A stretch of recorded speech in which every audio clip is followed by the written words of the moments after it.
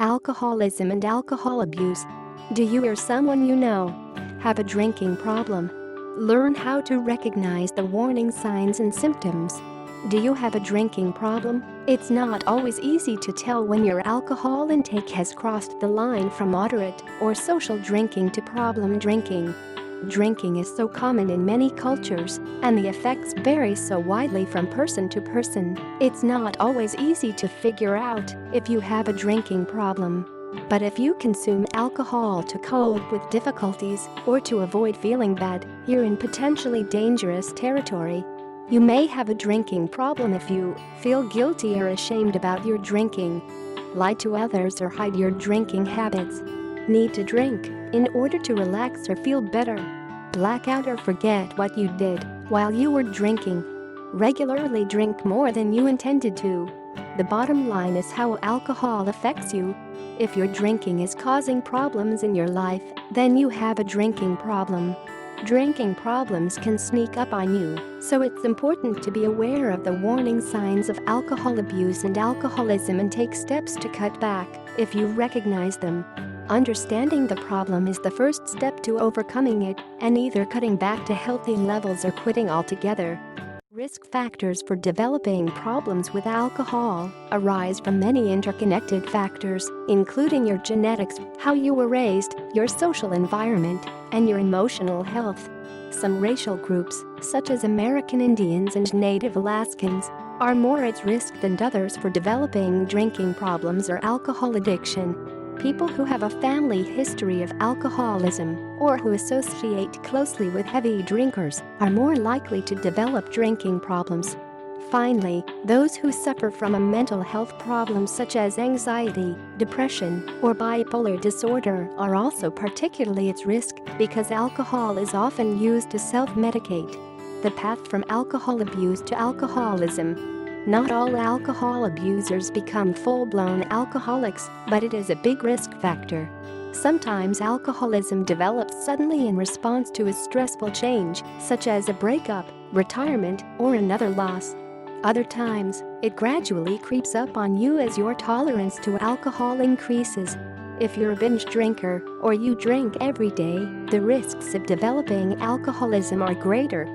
Substance abuse experts make a distinction between alcohol abuse and alcoholism, also called alcohol dependence. Unlike alcoholics, alcohol abusers have some ability to set limits on their drinking.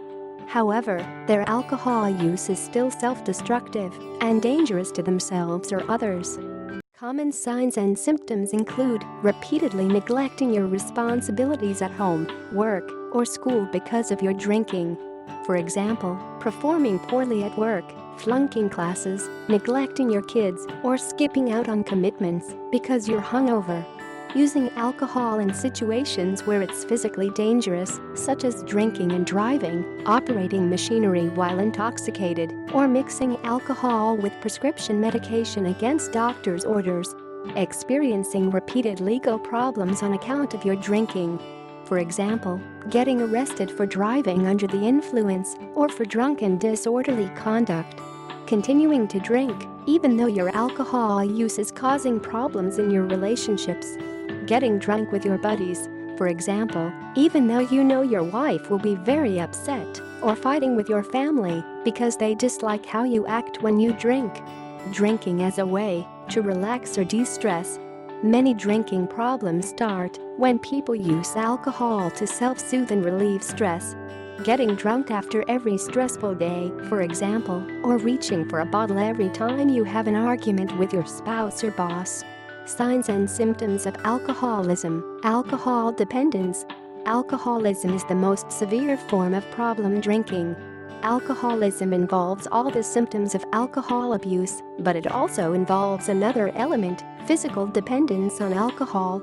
If you rely on alcohol to function or feel physically compelled to drink, you're an alcoholic. Tolerance, the first major warning sign of alcoholism.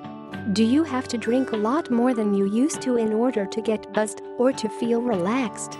Can you drink more than other people without getting drunk?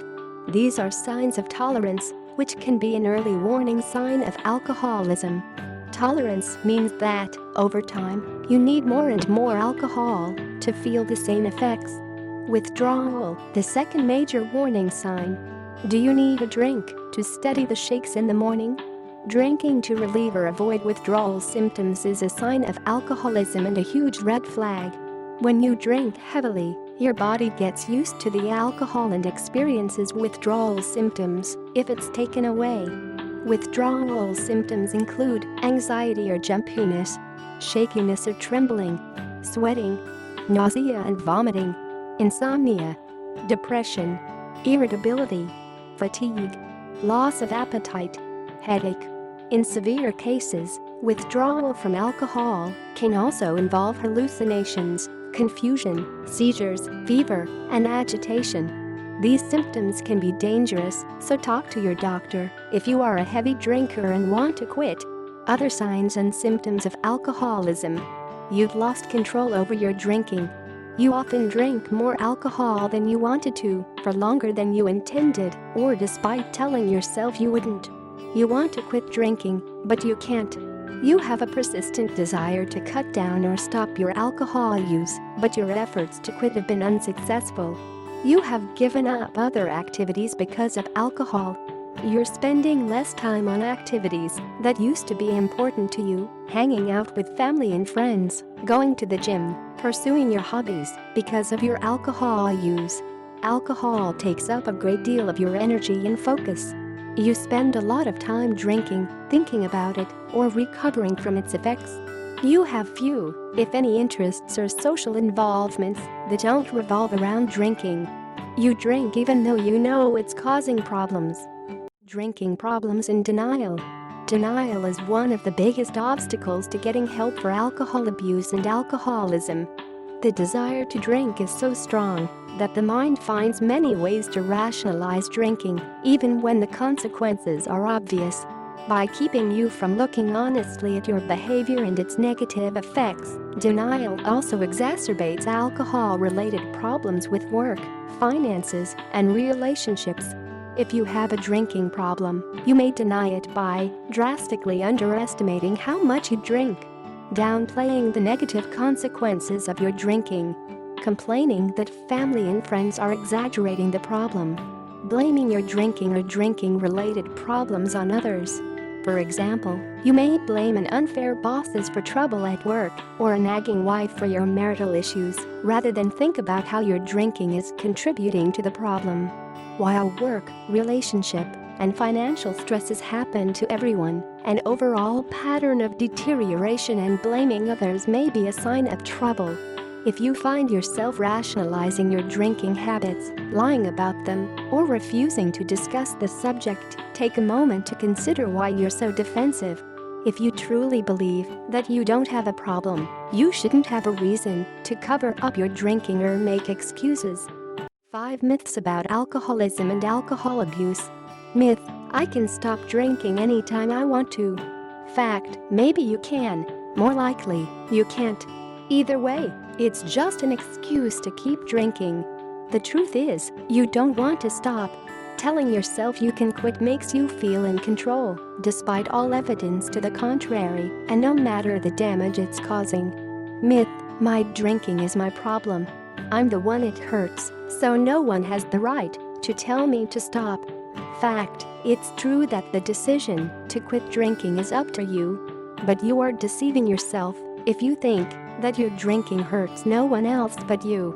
Alcoholism affects everyone around you, especially the people closest to you. Your problem is their problem. Myth: I don't drink every day, or I only drink wine or beer, so I can't be an alcoholic. Fact: alcoholism is not defined by what you drink, when you drink it, or even how much you drink. It's the effects of your drinking that define a problem. If your drinking is causing problems in your home or work life, you have a drinking problem. Whether you drink daily or only on the weekends, down shots of tequila or stick to wine. Myth: I'm not an alcoholic because I have a job and I'm doing okay. Fact: you don't have to be homeless and drinking out of a brown paper bag to be an alcoholic. Many alcoholics are able to hold down jobs, get through school, and provide for their families. Some are even able to excel. But just because you're a high-functioning alcoholic doesn't mean you're not putting yourself or others in danger. Over time, the effects will catch up with you. Myth: drinking is not a real addiction like drug abuse. Fact: alcohol is a drug, and alcoholism is every bit as damaging as drug addiction. Alcohol addiction causes changes in the body and brain, and alcohol abuse can have devastating effects on health, career, and relationships. Effects of alcoholism and alcohol abuse. Alcoholism and alcohol abuse can affect all aspects of your life. Long-term alcohol use can cause serious health complications, affecting virtually every organ in your body, including your brain. Problem drinking can also damage your emotional stability, finances, career, and your ability to build and sustain satisfying relationships. Alcoholism and alcohol abuse can also have an impact on your family, friends, and the people you work with. The effects of alcohol abuse on the people you love. Despite the potentially lethal damage that heavy drinking inflicts on the body, including cancer, heart problems, and liver disease, the social consequences can be just as devastating. Alcoholics and alcohol abusers are much more likely to get divorced, have problems with domestic violence, struggle with unemployment, and live in poverty. But even if you're able to succeed at work or hold your marriage together, you can't escape the effects that alcoholism and alcohol abuse have on your personal relationships. Drinking problems put an enormous strain on the people closest to you. Often, family members and close friends feel obligated to cover for the person with the drinking problem. So they take on the burden of cleaning up your messes, lying for you, or working more to make ends meet. Pretending that nothing is wrong and hiding away all of their fears and resentments can take an enormous toll. Children are especially sensitive and can suffer long-lasting emotional trauma when a parent or caretaker is an alcoholic or heavy drinker. Getting help. If you're ready to admit you have a drinking problem, you've already taken the first step. It takes tremendous strength and courage to face alcohol abuse and alcoholism head-on. Reaching out for support is the second step. Whether you choose to go to rehab, rely on self-help programs, get therapy, or take a self-directed treatment approach, support is essential. Recovering from alcohol addiction is much easier when you have people you can lean on for encouragement, comfort, and guidance. Without support, it's easy to fall back into old patterns when the road gets tough. Your ongoing recovery depends on continuing mental health treatment, learning healthier coping strategies, and making better decisions when dealing with life's challenges. In order to stay alcohol-free for the long term, you'll also have to face the underlying problems that led to your alcoholism or alcohol abuse in the first place. Those problems could include depression, an inability to manage stress, an unresolved trauma from your childhood, or any number of mental health issues. Such problems may become more prominent when you're no longer using alcohol to cover them up. But you will be in a healthier position to finally address them and seek the help you need. Helping a loved one.